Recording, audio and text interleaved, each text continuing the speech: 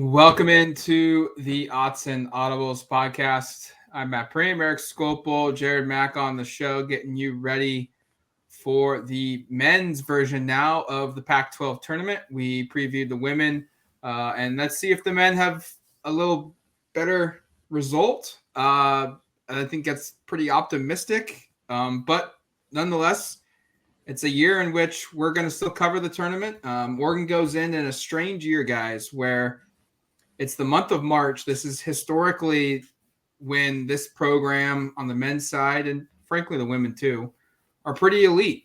And they're not worried about what their position is in the NCAA tournament. They're playing for a better seed. They're not trying to play their way in. This year is different. They're 18-13 on the year.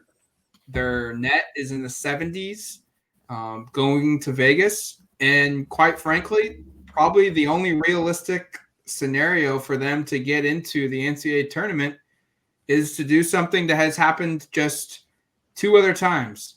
Win 4 games in 4 days to win the automatic bid. Now, thankfully for Oregon, they're one of those 2 teams that did it, and they did it back in 2019 when they went and won the whole thing as a 6 seed. This year, they're a 5. It's just a different year. They play Oregon State on Wednesday at 2:30, and it's been a different year for Oregon, and it's been a hell of a year for Oregon State. They've won 3 games. Yeah, the thing that's so strange, you mentioned it, Matt, is this is typically Altman time, March, in late February, and yet when was the last time a regular season ended with such a whimper for you, Matt? Like it's to not just to lose to Washington State, but to basically not be competitive in either game, like with what's on the line. And, I think the loss to USC had to have played in everyone's mind. If they win that game, their odds of making the tournament go up significantly. They lose on a buzzer beater. But, can you think of a time where they had such a tough end of a regular season? Because those 2 losses were it's not just they lost. The fact that they just weren't really competitive in either. Yeah. I do think the 2012-2013 season, that's when they went to the Sweet 16. They were a 12 seed. They went to Colorado and Utah, and they lost by, I'm looking at the scores real quick. They lost by 23 at Colorado, and then on Saturday, they lost by 10 at Utah. They ended up winning in the first round against Washington in overtime. In the Pac-12 quarterfinals, the semifinals, they blew out Utah, and then they held on to beat UCLA. So about a decade, Erik, where they are really limping in to the Pac-12 tournament. Maybe the year in which came after the Final Four, the 17-18 season, the other year they didn't make the NCAA tournament. But even then, they went to Washington before they were in Vegas, and they beat the Huskies 72-64, and they lost by 2 to Washington State, and they'd won 3 of their last 4 games going into the tournament. So it's a weird year. Just to get this out of the way, Will Richardson, will he play? What do we know there? Because I think his play over the last couple of weeks has been really, really down, and then he just didn't play the last game. Yeah. I asked Altman if there was any doubt of him not playing in this weekend, and he said they're just going to do what the trainers say. It sounds like it was a 1-day, 1-game situation. He wasn't feeling well, hadn't been feeling well for a couple of days. I do think you expect him to play, but what are you going to get out of Will Richardson, which I think most fans probably feel awful for Will because he's one of the most accomplished players in the program, certainly under Altman, and certainly in a while. And he's going to be in the top 10 in a lot of stats in the program's history. And his career could end in just a whimper. Let's get to that for both of you. Are we confident that they can? Okay, first off, can they beat Oregon State? Because that should happen. I think Oregon State's won 3 games this year, but Oregon's not playing any better than Oregon State right now. In fact, the Beavers play both the Washington schools closer. Yep. And then I guess the bigger question is how far do we think they can realistically go? But let's start with just the opening game here in what is about 24 hours from now, 48 hours from now. What do we think? I'll start with Matt, and then Jared, you can weigh in as well. I think they should beat Oregon State. I don't think I would be shocked if they blow them out. Dan Altman said after the Washington State game, it's going to be a toss-up game, and they are certainly playing harder than Oregon is. Oregon is by far the better team, though. But I don't think this is one in which, in the last 7 minutes of the game, Oregon's going to have its starters off the court because it's a blowout. Jared? Yeah, I mean, I think Altman's right in terms of this being a toss-up game, just because Oregon is playing just so poorly right now, and they have been playing poorly for like the last month, I would say. So it's difficult. Oregon State obviously is the significantly worse team, but keep in mind that Oregon State almost beat Oregon when Oregon was at its quote-unquote peak earlier in the season on a missed buzzer-beating layup by Alatishe. So they can do it, and it's not an it'll be closer than we anticipate. It should be a blowout by all means. Oregon should win by 20, if not 30 points to a 3-win team. It's just not going to happen because that's not what this team does. Vegas, real quick. Vegas says it's an 11-point spread. Oregon, obviously, being the 11 points. And they also give ESPN's Power Index also gives Oregon an 87.8% chance of winning. Do we think that's right, though? I mean, I think they should absolutely be favored, and they should absolutely be the higher, like in terms of percentage of win, they should absolutely be favored in both that and in the Vegas line. But like, those are talking like this game should be a blowout. And like, I think if you've been paying close attention, I think we all kind of feel like I'd be probably a little surprised if they win by 11 points, if I'm totally honest, just how things have gone. I mean, it wouldn't stun me. I mean, maybe if they play their best, they can win probably by 20, but they just don't play their best. If you told me the line was 7, I would say take Oregon. Or 6.5, I would take Oregon. But 11 is a lot of points. Oregon is 11-20 this season against the spread. I don't think they're going to cover. Yeah, I think it'll be a close one. I could see them covering just for like being up 6 with 2 minutes or a minute and a half left in the game, and then the foul game comes into play. Backdoor cover. Yeah, exactly. Because I expect, I mean, in the API or not the API, the Power Index, I could see Oregon winning 9 out of 10 opportunities, just because they're the better team. They should win. It's just better coaching. They cover the board in terms of what they're better at. However, it only takes one in this type of tournament, and then you're out. So I think the line's probably a little too high, but I don't mind it. I think if this were in January, I think Oregon would have been like 15-16. What has to go right this week, Matt? And I'll ask you first because you're going to be down there. I mean, so much has gone wrong. I guess maybe first, what's gone wrong here? Like, can you help identify? I mean, it's been such a weird year because it was the highs of that road sweep in LA, and I think they won. What was it, 9 out of 11 or something? They had a really big win streak in the middle.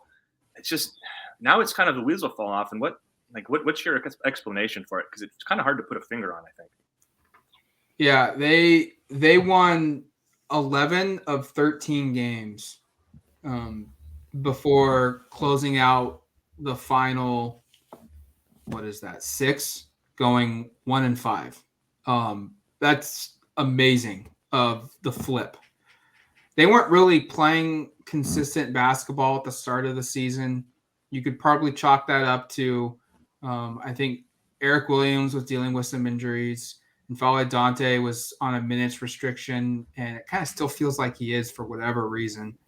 And then you've got a bunch of newcomers that are key pieces to this team trying to figure out their roles, and they're playing tough teams. I mean, you look at the non-con schedule, Texas Southern's a tournament team, SMU's a tournament team, BYU's a tournament team, St. Mary's, Houston, and Baylor are not only tournament teams, but going to be high-seeded tournament teams.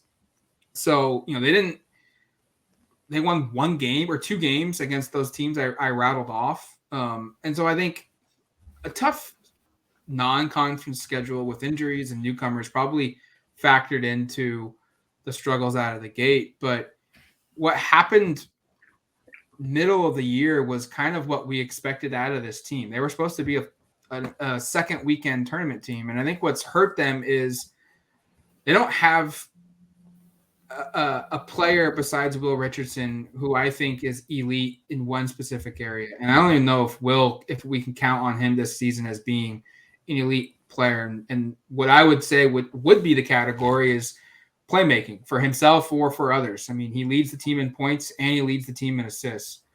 They lean on him significantly. And I think against Washington State, it was very evident without him on the floor. The offense did not fit.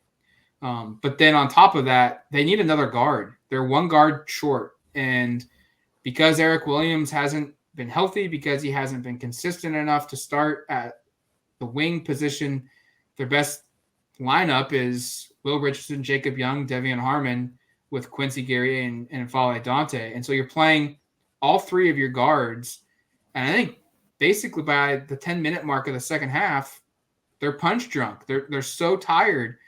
Their legs are burnt out because their three most important players, their guards, are having to play all over 30 minutes a game. Jared, do you see anything else that kind of you identify for some of the? It is weird. I mean, just before I give it to you, Jared, just like there was so much momentum after that LA trip, and the funny part, even talking about, by the way, the 1-5 is the one win is against UCLA, who's like top 4 seed in the NCAA, top 5 somewhere in there. Like they're a good team.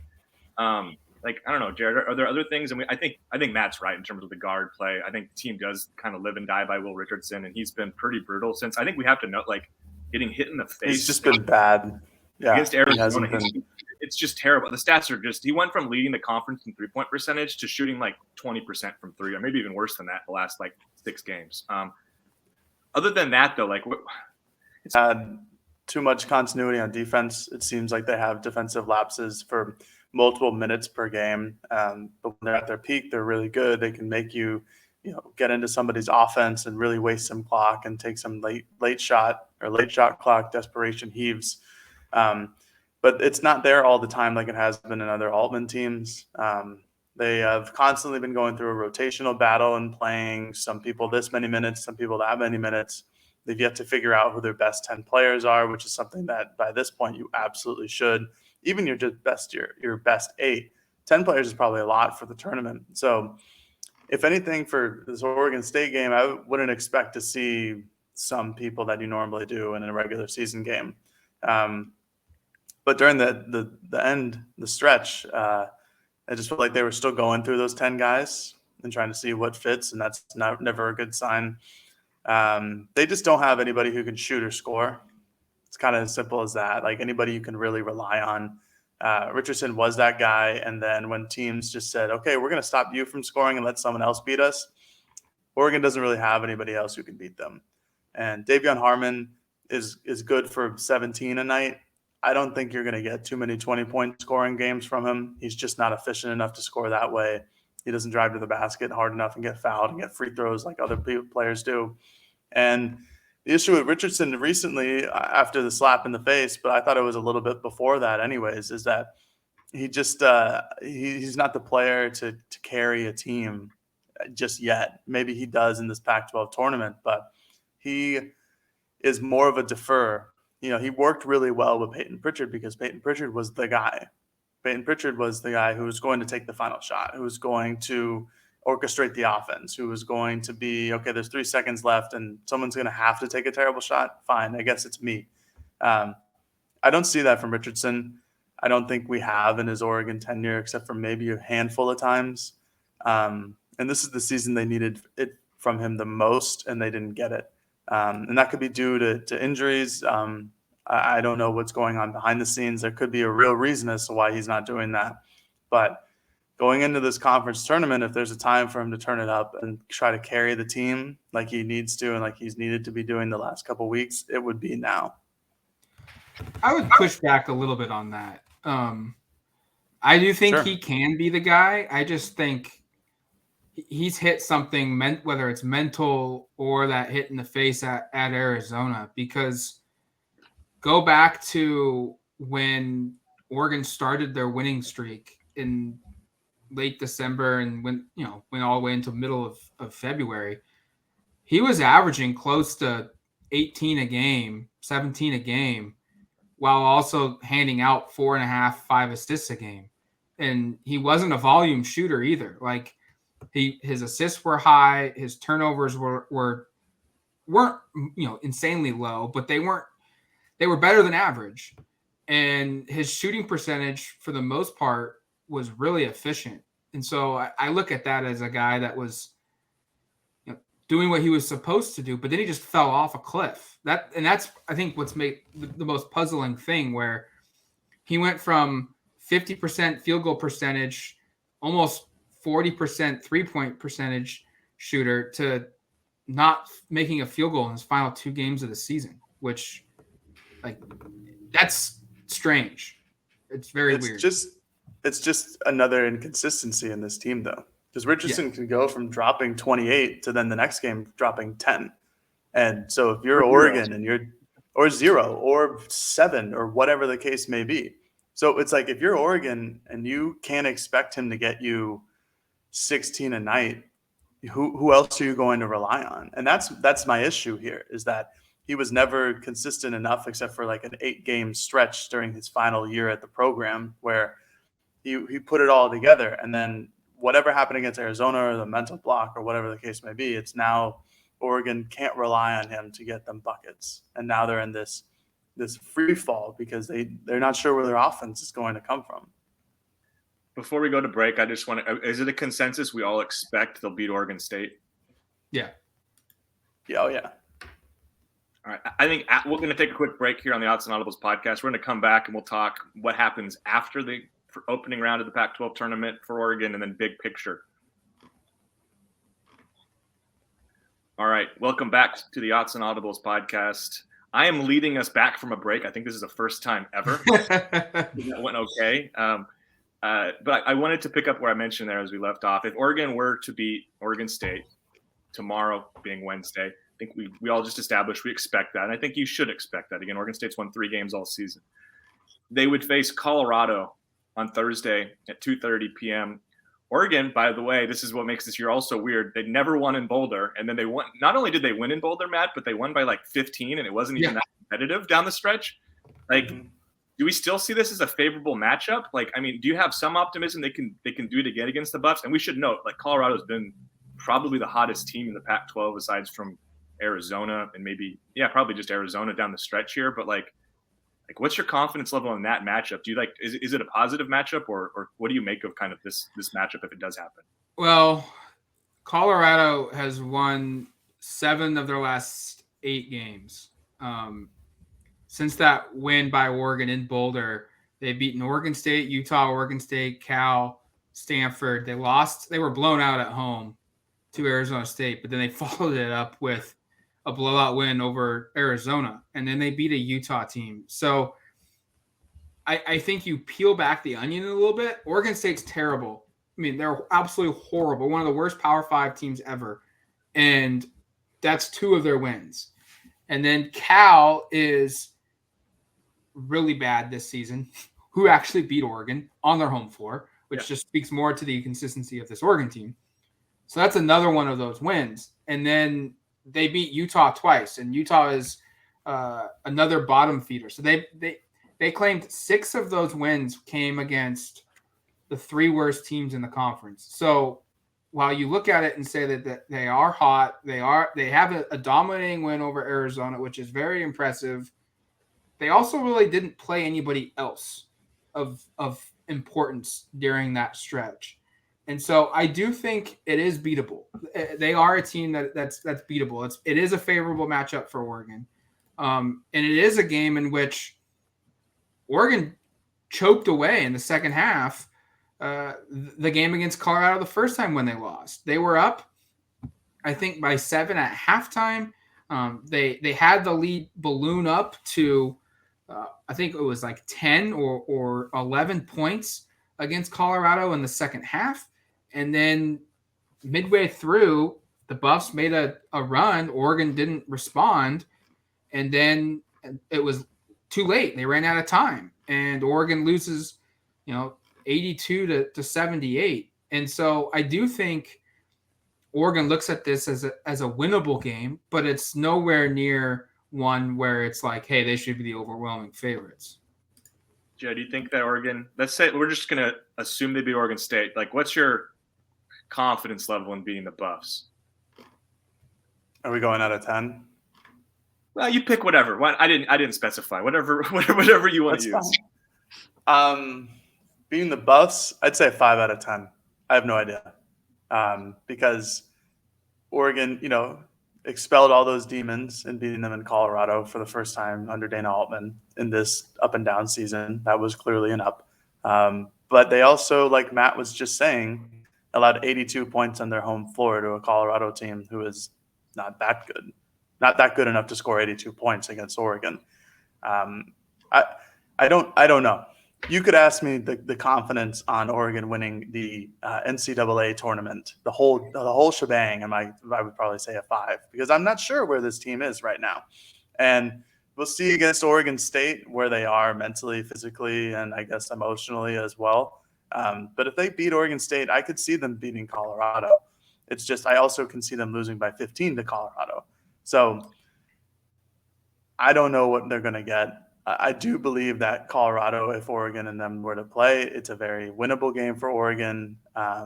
If they play their game, if they play right, and they get something out of Will Richardson, and they can hit a couple of jump shots, then I think that they can win pretty easily.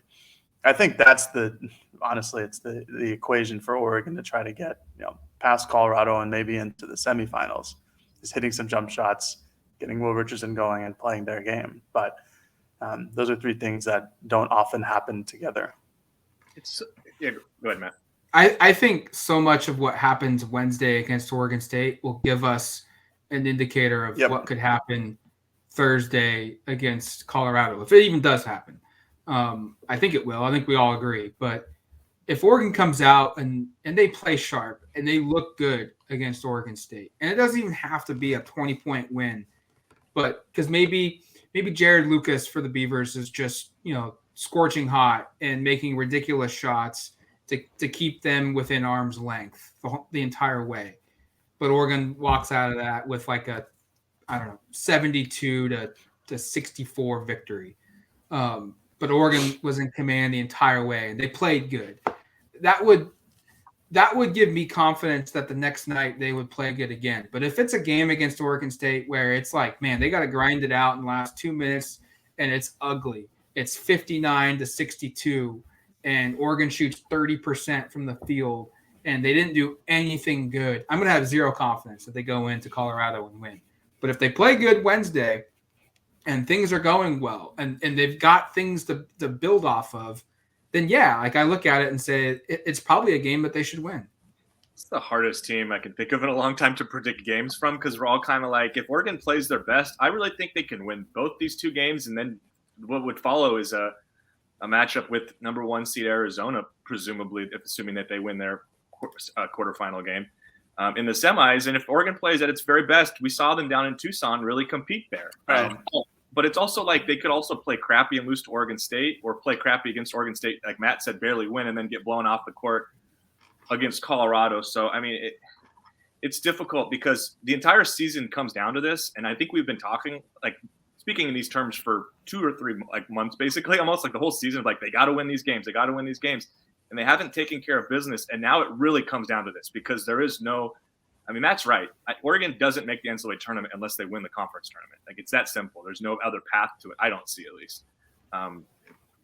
So they have to be at their best. But it's like, I'm just not convinced they will be because I would have thought they would have been at a better level against Washington and Washington State. And yet they just didn't show up in those games. So it's really perplexing. Do we even want to do much Arizona talk, Matt, or do we want to talk bigger picture? All I'll say is if it's not happened in a long time in a season. But if you brought up that you think this team is really good, and I think if they play at their best and they play at their best for 4 games, they could win the tournament. I'm not expecting that. I'm not saying it's going to happen, but just the wide gap between where they are and what their potential is there. Like they are a team that if they get hot and things go right, they could win. They could get to the championship game. I don't think that's going to happen. I think they're going to get blown out by Arizona, but they're capable. That's, I guess, what I'm saying is if they play at their best, they're capable of getting all the way. And I think that's probably what's so frustrating about this week for the fans, for the coaching staff, for the players.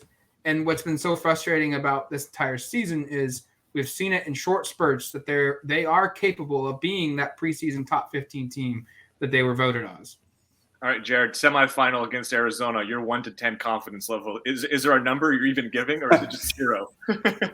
I'll give a 1 just to make it nice. Yeah, Arizona's an extremely talented team. We all know that. I love watching them play. Benedict Mather and Christian Koloko, those guys are really, really good. They're just a fun team to watch. They're excellently coached by Tommy Lloyd, former Zag, go Zags. And, you know, I mean, we saw Oregon play at their very best against them, and Oregon still lost. And I don't think that's any issue with Oregon. They had some late game malfunctions, I would say. It's just a hard team to go against, man. And when you're Oregon and you're fighting for literally your postseason rights, your first game, you're just trying to get something going. To be looking on the other side of the court and see Arizona as this 1 seed, as this potential tournament 1 seed, that sucks. It really sucks. And I think if those two were to match up, I think it could be closely contested for some period of time during the game, but I don't have any confidence that Oregon could pull off that upset. I actually think if it happens, it'll be competitive because that means Oregon will have played pretty well to get there, I think. Yeah. But it's really hard for me. I'm maybe like a 2 or a 3 on 10. Maybe I'm slightly more optimistic than Jared, but like it's really hard for me to speak with a serious face and be like, yeah, they're going to beat Arizona, just because what have we seen in the last 6 games that really tells us they can? I know they were competitive down there, but ever since it's just been a weird year. All right, Matt, like let's talk. I think so. And correct me if I'm wrong. I think I'm right, and I think you'll say this, but like Oregon has no NCAA tournament options unless they win the conference tournament, right? Like if they get to the championship and they beat if they beat Arizona to get to the conference championship, do they have a slimmer of a chance maybe to sneak in, or is it just win the thing and you're in? Well, I think they have to win, but Lenardi and John Gasaway of ESPN have both said at different junctions this week that if they get to the Pac-12 championship game, there's that sliver of a chance if a couple upsets don't happen, bid stealers don't arise, that Oregon could maybe sneak in as like the last or the second to last team. Because that would mean they beat the number 2 team in the country. They have a sweep over UCLA, who's a potential 3 seed in the NCAA tournament, and they have a win over USC. By itself, that right there is a resume that gets you into the tournament. But the problem for Oregon is they have some really bad quad 3 losses, all of which came at home. And is that going to be enough to overcome those losses? So I personally, real quick, I think they got to win the whole thing. Yeah, I agree. And then if they don't, it's NIT, right? And that's the first time in 4 years since 17-18, right? Yeah. Yeah, since Peyton Pritchard's sophomore season, the year after the Final Four, that team went through a lineup change very similar to Oregon this year. You know, Oregon lost all 3. It's 3 top scorers from last year's Sweet 16 team, and the Final Four team saw it's like I think 4 leading scorers or 5 leading scorers all transfer or all go outside of the program after that Final Four season. So these 2 years are linked and there's some similarities between the two. Is there anything else we want to talk about on this podcast, or have we exhausted it? Because I think we can. I don't think it's worthwhile to get into a conference championship matchup against USC or UCLA, even though Oregon won 3 out of 4 games against those teams this season, and then 1 loss was by 1 point at home. But yeah, it's.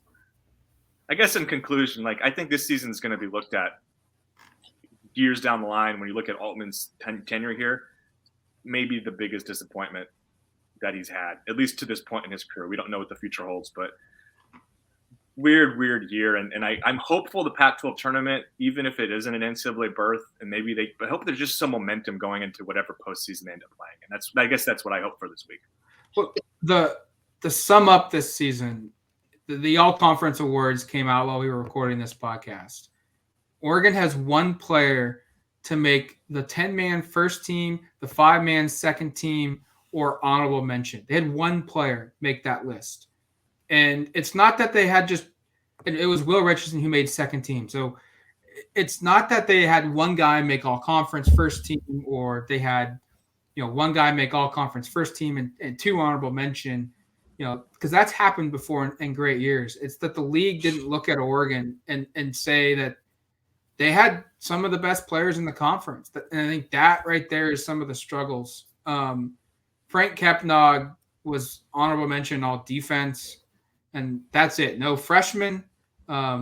They didn't have – that's the issue, I think, with this team, is the talent just wasn't on par with what we were expecting it to be. And you're right, Erik. I think this is probably one of the more disappointing seasons under Altman, probably the most disappointing season under Altman, because of preseason expectations from internally and from externally, and where this team could have been. But I guess the saving grace is there's still time left to change the story, and we'll see if that actually happens or not. We'll be in Vegas covering it, and we'll go wherever they go after that. It's going to do it for us here on the Odds and Audibles podcast. Thank you for listening to this Pac-12 preview of the Pac-12 Men's Tournament in Las Vegas, which kicks off tomorrow or Wednesday, depending on when you're listening to this. Ducks play 2:30 on the Pac-12 networks, and we will be covering it. We'll talk to you later. Talk to you later, folks. Peace.